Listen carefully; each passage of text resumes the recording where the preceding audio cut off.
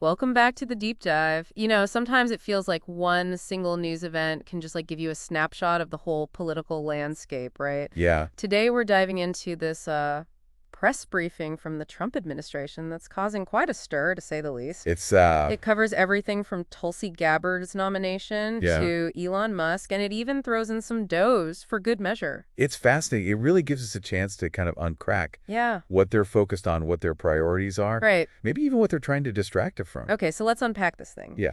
The press briefing started off with some sparks flying around Tulsi Gabbard's nomination. Okay. The press secretary was not happy with Senator Mitch McConnell, Right. voting against her confirmation, pointing to it as this, break in Republican unity. And you have to wonder, I mean, is this a sign of cracks in the Republican Party? I mean, she went out of her way to contrast this with Democrats unanimously opposing Biden's nominees. Yeah. It's almost like they're saying, look, even when we disagree, at least we're united. That's such a good point. It really does raise questions about the state of the Republican Party right now. Yeah. Now let's shift to another political heavyweight. Sure. The briefing addressed the elephant, or should I say the X in the room, Elon Musk. Mm-hmm.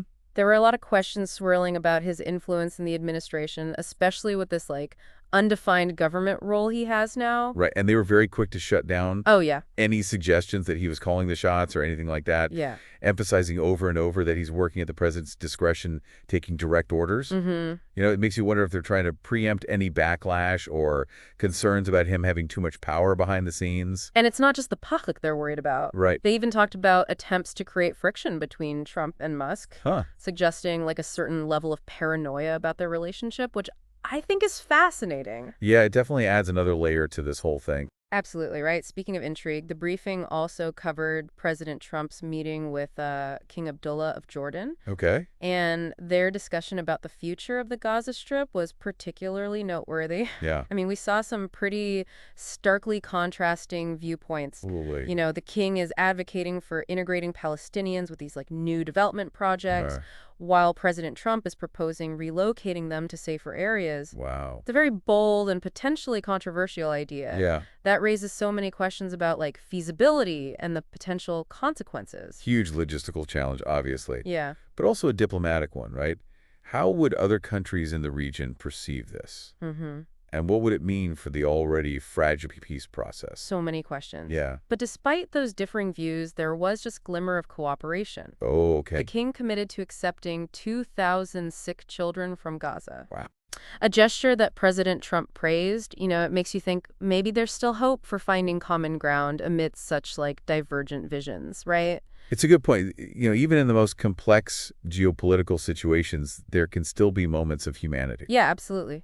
All right, so speaking of complex situations, the press briefing then took a turn toward economic matters, Okay. starting with this latest report on rising consumer prices. Right.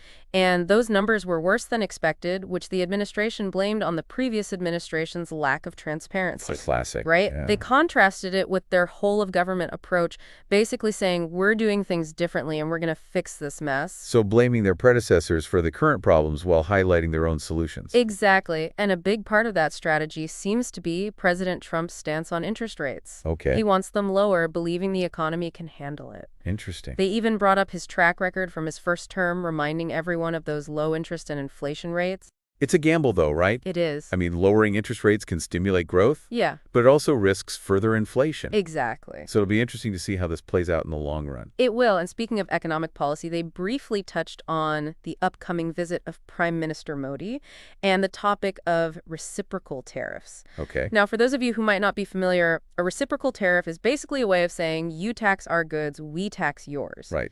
President Trump sees this as a way to ensure fair trade and prevent other countries from taking advantage of the United States. It's a very protectionist approach, It is. and often controversial. Oh, yeah.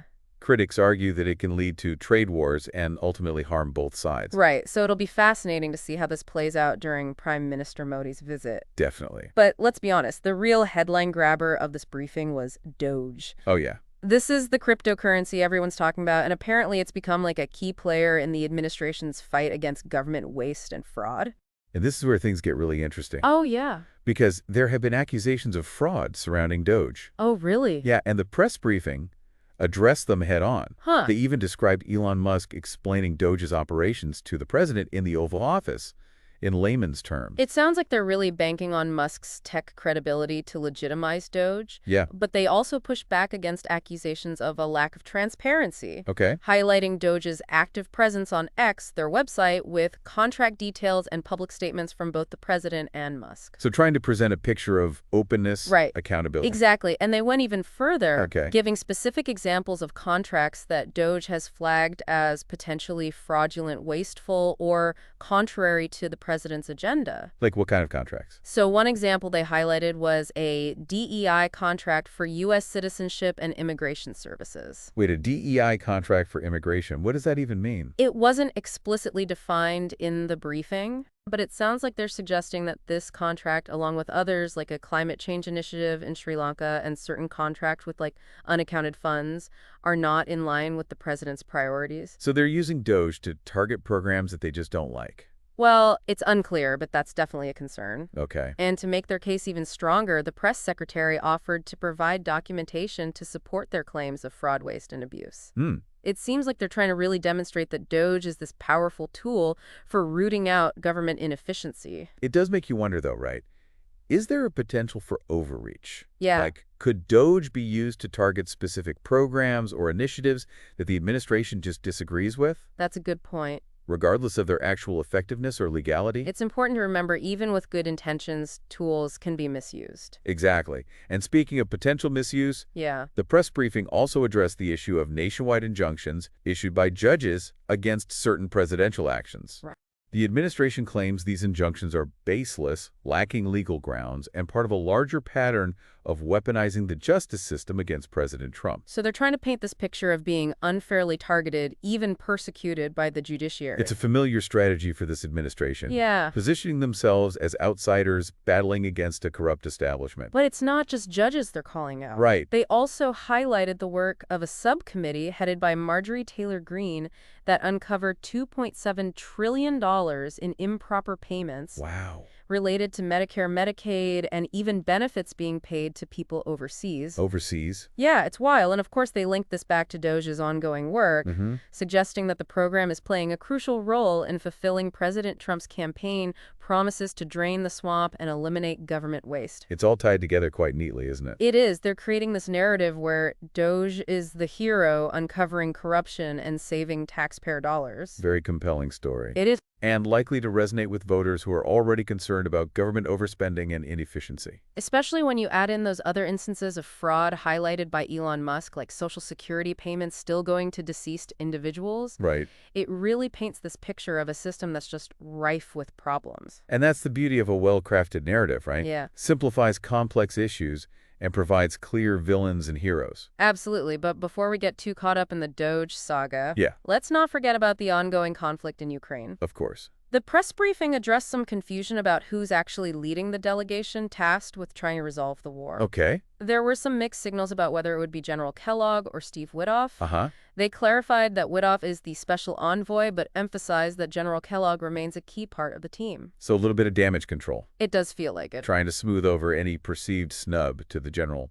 It definitely raises questions about the internal dynamics of the administration and how decisions are being made. Yeah. And while they were trying to project an image of unity on the Ukraine issue, their stance on Iran seemed much more confrontational. Oh, really? Despite the Supreme Leader rejecting further negotiations, President Trump expressed his desire to make a deal. It's almost like he thrives on these challenges. I know, right? And they reiterated his commitment to preventing Iran from acquiring nuclear weapons, drawing a very firm line in the sand. Classic Trump tough-talking negotiator willing to stand up to adversaries. Right. Make bold claims. And to bolster that image, they brought up his recent success in securing the release of Mark Fogel from that Russian prison. Oh, wow. It's a clear attempt to showcase his deal-making abilities and suggest that he can achieve similar results with Iran. It's a strategic move, but whether it translates into actual diplomatic success remains to be seen. Absolutely. All right, so you've heard the highlights, but we've barely scratched the surface of this press briefing. I bet. There's so much more to analyze and unpack. Stay tuned for part 2, where we'll dive deeper into the implications of what we've learned and try to make sense of this political puzzle. Can't wait. Welcome back. So we've laid out all the key points of this press briefing, but what does it all mean for you? Like, what are the potential consequences of these moves, these statements? Well, I think For me, one of the biggest takeaways is this like sheer influence that Elon Musk seems to have in this administration. Yeah. I mean, he's gone from revolutionizing the tech world to having the president's ear on government contracts. It is unprecedented. Yeah. Raises a lot of questions, Right. I mean, on one hand, he's known for innovation, right? Mm-hmm. Problem-solving abilities. Yeah. He could bring a fresh perspective to government, maybe even shake things up for the better. But there's always a fit. There's always a Fed, but he's also known for being unpredictable, sometimes reckless. Right. Can he adapt to the complexities of government bureaucracy? Yeah. And will his focus on efficiency overshadow concerns about accountability and due process? That's such a good point. I mean, efficiency is important, but not at the expense of our democratic values. Right. And this whole Doge situation really highlights that tension. Yeah. They're presenting it as this tool for eliminating waste and fraud, but what are the safeguards against potential misuse? Exactly. Who decides which contracts are flagged? Right. What are the criteria? And is there any oversight to prevent Doge from being used to target programs or individuals based on political motivations, not actual wrongdoing? These are all questions the administration needs to answer if they want to maintain public trust. Definitely. And speaking of trust, let's talk about that clash of visions for the Gaza Strip. Okay. I mean, relocating an entire population is a massive undertaking, and frankly, it sounds like a logistical nightmare. Yeah. Is it even feasible? Well, it's certainly ambitious, Yeah. to say the least. Right. And you have to wonder, what are the potential unintended consequences? Yeah. Forcing people to move could create resentment and instability. And it's hard to see how it would contribute to a lasting peace in the region. Not to mention the potential human cost. Right. What about those who resist relocation? Yeah. Where would they go? What about the cultural and historical ties to the land? These are real people's lives we're talking about, not just pieces on a chessboard. Yeah, it's a reminder that foreign policy decisions, they have real-world impacts on individuals and communities. Yeah. And this administration's track record suggests a preference for bold, disruptive action. Right. Sometimes without fully considering the long-term consequences. Okay, let's shift gears to the economy. Okay. President Trump seems determined to push for lower interest rates, even with inflation still looming. Right. Isn't that a risky strategy? It's definitely a gamble. Lowering interest rates can stimulate economic growth in the short term, Yeah. which might be politically appealing, Right. but it can also make inflation worse. Mm-hmm. And if inflation gets out of control, it hurts everyone, especially those on fixed incomes. So it's a balancing act. It is. And one that could have major consequences for you, the listener. Yeah, your purchasing power, your savings, even your job security could be affected by these economic decisions. And then there's the issue of reciprocal tariffs. Right. It sounds like a way to level the playing field in international trade, but it could easily escalate into a trade war, which ultimately hurts businesses and consumers on both sides. Yeah. So it's important to look beyond the rhetoric and consider the potential economic fallout. Are these tariffs really protecting American jobs, or are they just driving up prices and making it harder for businesses to compete? It's a good question. And, it kind of ties into a broader theme, I think, that runs through this entire press briefing. Oh, yeah? What's that? This administration's focus on portraying themselves as fighting for the American people against a system that's rigged against them. Right, whether it's the deep state, the media, the judicial branch, even other countries taking advantage of us in trade deals. They're constantly positioning themselves as like the defenders of the American way. It's a powerful narrative. It is. And it resonates with a certain segment of the population who feel like they've been left behind or ignored by the political establishment. Right, but it's important to be critical of that narrative. Absolutely. Just because they claim to be fighting for you doesn't mean their actions are always in your best interest. Exactly. You got to look beyond the rhetoric, examine the policies themselves. Think about who benefits from those policies. Are they really helping average Americans? Right. Or are they primarily benefiting corporations or wealthy donors?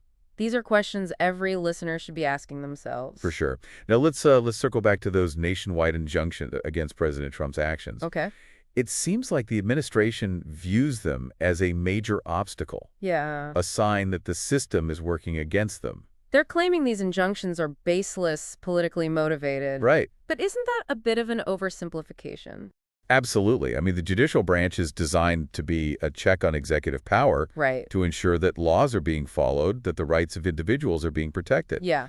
These injunctions suggest that judges have found legitimate concerns about the legality or constitutionality of certain presidential actions. So it's more than just a political battle. It is. It's a fundamental question of the balance of power within our government. And it highlights the importance of an independent judiciary. Right. If judges are constantly being pressured or intimidated by the executive branch, then our system of checks and balances breaks down. It's a scary thought, but let's end on a slightly more positive note. Okay.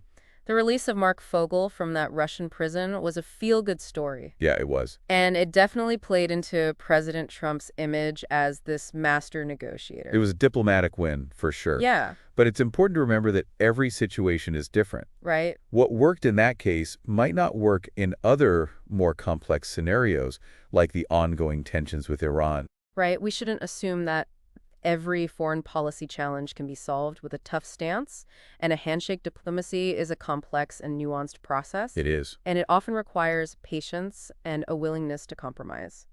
Okay, so we've covered a lot of ground in this deep dive into the Trump administration's press briefing, from Elon Musk and Doge to the Gaza Strip and Iran. It's been a lot. It's been a whirlwind of information and analysis. And you probably noticed some recurring themes throughout this whole thing, right? Oh, yeah, for sure. Like a focus on action, a really strong sense of nationalism, and this constant framing of like us versus them. Absolutely. It seems like this administration thrives on conflict and presenting themselves as fighting against a corrupt system, whether it's the deep state, the media, even the judicial branch. It's a strategy that's worked for them in the past. It has. It rallies their base, creates this sense of urgency and purpose. But it also has its downsides. It does. Like what? Well, for one thing, it can lead to gridlock and make it really difficult to find common ground or compromise. Yeah.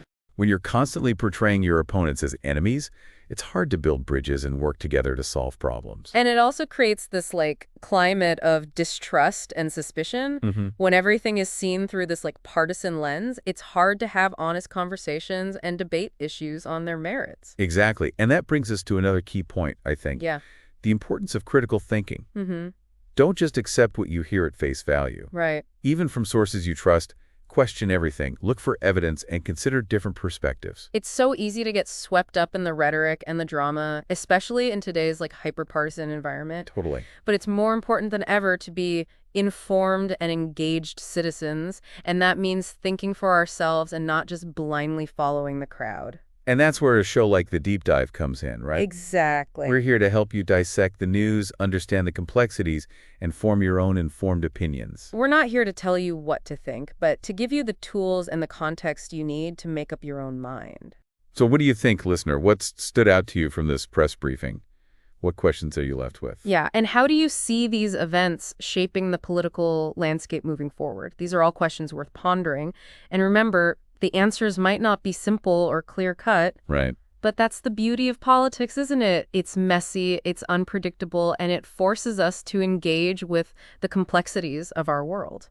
So stay curious, stay engaged, and until next time, keep diving deep.